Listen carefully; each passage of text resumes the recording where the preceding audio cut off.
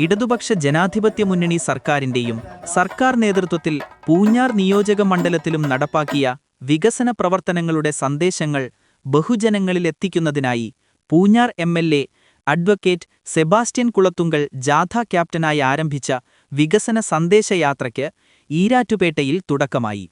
ഇന്നലെ ഈരാറ്റുപേട്ടയിൽ ആരംഭിച്ച ജാഥ 8-ാം തീയതി പുഞ്ചവയലിൽ സമാപിക്കും. മുൻ എം.പി. സുരേഷ് കുറുപ്പ് വികസന സന്ദേശയാത്ര ഉദ്ഘാടനം ചെയ്തു. എൽ.ഡി.എഫിന്റെ സന്ദേശം ജനങ്ങളിലേക്ക് എത്തിക്കുക എന്നത് വളരെ പ്രധാനപ്പെട്ട ഒരു ചുമതലയാണ്. എന്തുകൊണ്ടാണ് വീണ്ടും ഒരിക്കൽ കൂടി കേരളത്തിൽ ഇടതുപക്ഷ ജനാധിപത്യ മുന്നണിയുടെ ഭരണം വരേണ്ടത് എന്നുള്ളത് ഈ ജാഥ ജനങ്ങളോട് വിശദീകരിക്കുന്ന ഒന്നാണ്. നിങ്ങൾക്കറിയാം, ഒരു വശത്ത് ഇന്ത്യയിൽ കോൺഗ്രസ് തുടങ്ങിവെച്ച ഉദാരവൽക്കരണ സാമ്പത്തിക നയസമീപനങ്ങൾ ഈ നാട്ടിലെ എല്ലാ സാധാരണക്കാരെയും ദുരിതത്തിലാഴ്ത്തിയ ഒന്നാണ്. ആ സാമ്പത്തിക സമീപനങ്ങൾ അതിനേക്കാൾ രൂക്ഷമായും ശക്തമായും ഇന്ത്യ രാജ്യത്ത് നടപ്പാക്കുന്ന രാഷ്ട്രീയ പാർട്ടിയാണ്, ഗവൺമെന്റാണ് ബി.ജെ.പിയുടെ. അതോടൊപ്പം അവർ വലിയ വർഗീയതയും അതിനോടൊപ്പം ചേർക്കുന്നു. അങ്ങനെ ഈ രണ്ട് കാര്യങ്ങൾക്കെതിരായും ഉദാരവൽക്കരണത്തിനും വർഗീയതയ്ക്കുമെതിരായ നിരന്തരവും നിസ്തന്ത്രവുമായ നിലപാട് സ്വീകരിച്ചിട്ടുള്ള ഇന്ത്യ രാജ്യത്തെ ഏക രാഷ്ട്രീയ പ്രസ്ഥാനം ഇന്ത്യയിലെ ഇടതുപക്ഷങ്ങളാണ്. ഇന്ത്യയിലെ മറ്റെല്ലാ രാഷ്ട്രീയ പാർട്ടികളും ഒരു സമയത്തല്ലെങ്കിൽ മറ്റൊരു സമയത്ത്, ഒരു വിധത്തിലല്ലെങ്കിൽ മറ്റൊരു വിധത്തിൽ ഉദാരവൽക്കരണ സാമ്പത്തിക സമീപനങ്ങളെ പിന്താങ്ങിയവരാണ്. ഉദാരവൽക്കരണ സാമ്പത്തിക സമീപനങ്ങളെ വിട്ടുവീഴ്ചയില്ലാതെ എല്ലാ കാലത്തും എതിർത്തു പോന്നിട്ടുള്ളത് ഇന്ത്യ രാജ്യത്തെ ഇടതുപക്ഷങ്ങളാണ്.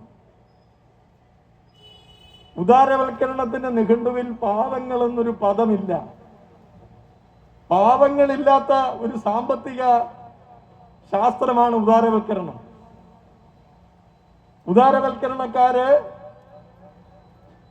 സൗജന്യ വിദ്യാഭ്യാസത്തിനെതിരാണ്.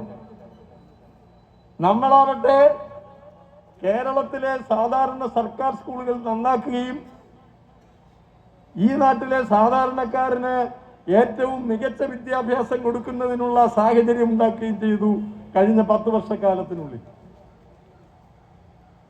ഉദാരവൽക്കരണക്കാര് ആർക്കെങ്കിലും സൗജന്യമായി വീട് വെച്ചു കൊടുക്കുന്നതിനെതിരാണ്. നമ്മളെന്താ ചെയ്തത്?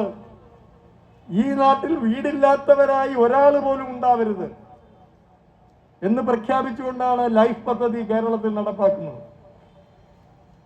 ആയിരക്കണക്കിന് കുടുംബങ്ങൾക്ക് ഏറ്റവും നല്ല വൃത്തിയുള്ള, വെടിപ്പുള്ള, വെട്ടവും വെളിച്ചവുമുള്ള, വെള്ളമുള്ള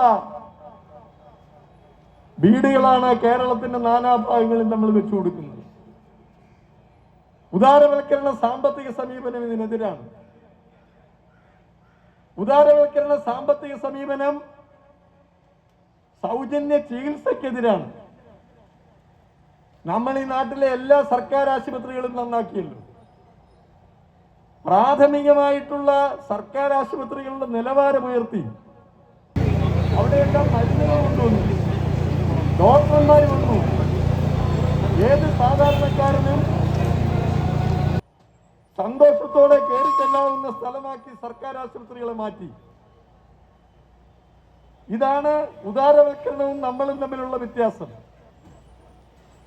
കേന്ദ്രത്തിൽ കോൺഗ്രസ് നടപ്പാക്കിയതും ബി.ജെ.പി. ഇപ്പോൾ വീണ്ടും നടപ്പാക്കിക്കൊണ്ടിരിക്കുന്നതുമായ ഈ സാമ്പത്തിക തത്വശാസ്ത്രത്തിന്റെ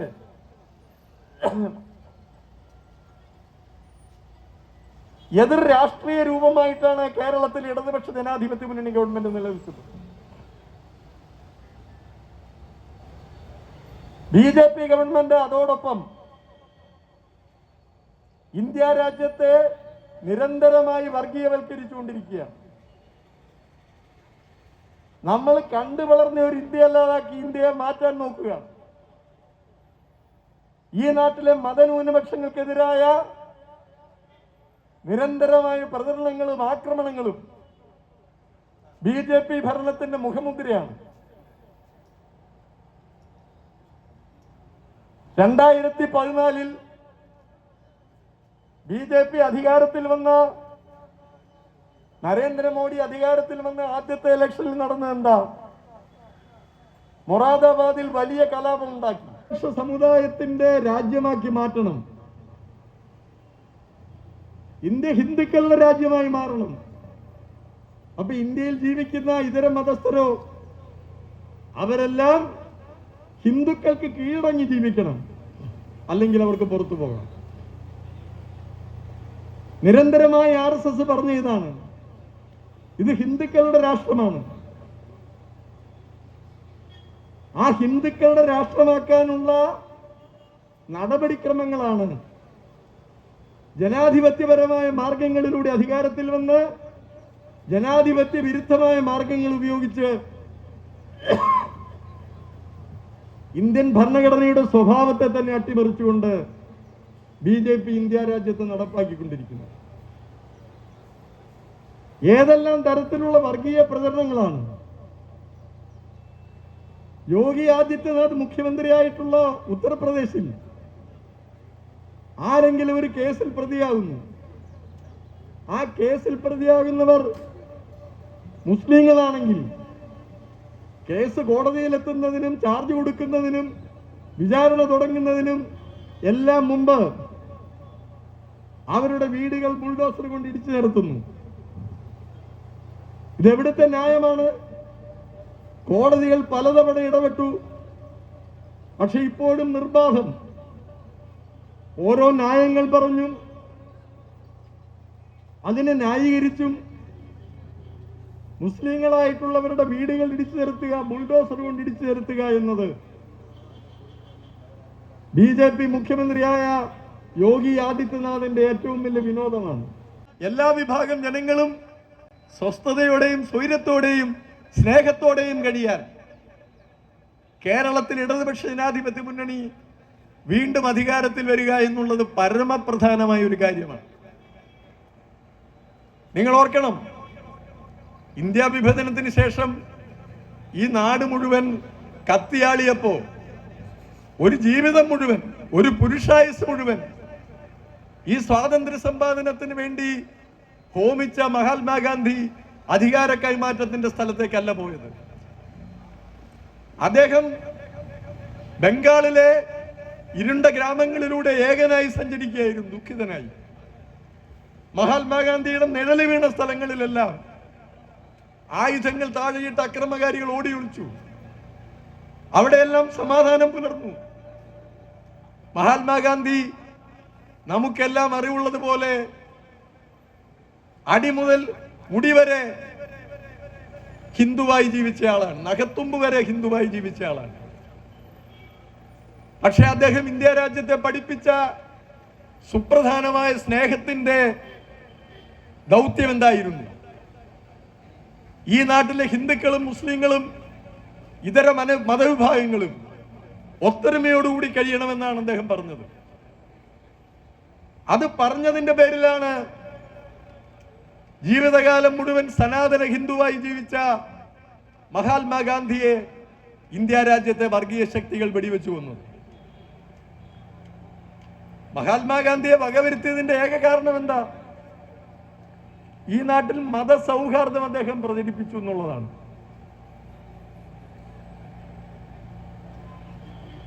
മതമൗലികവാദികളുടെ ഒരു ലക്ഷണമാണ്. മതമൗലികവാദികളുടെ പ്രധാനപ്പെട്ട ലക്ഷണം എന്താ? അവർ ഇതര മതവിഭാഗങ്ങളെ തള്ളിപ്പറയും. സ്വന്തം മതവിഭാഗത്തിൽ ആരെങ്കിലും ഞങ്ങൾക്കെതിരായി എന്തെങ്കിലും പറഞ്ഞാൽ അവരെ വകവരുത്തും. അങ്ങനെയാണ് മഹാത്മാഗാന്ധിയെ വകവരുത്തിയത്.